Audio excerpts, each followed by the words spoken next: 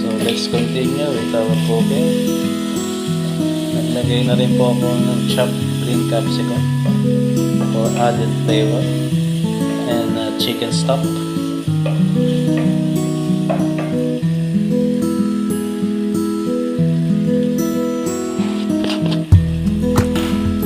Sunod po natin ng konting white flour para lumapot ang ating sauce. Isa po natin yung flour.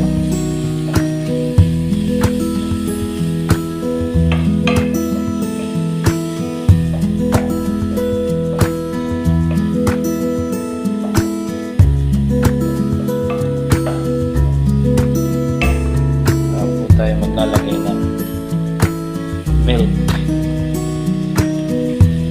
sa ating white sauce.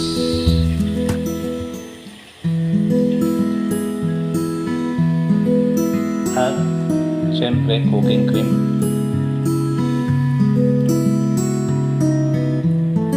Para mas creamy ang ating pasta white sauce.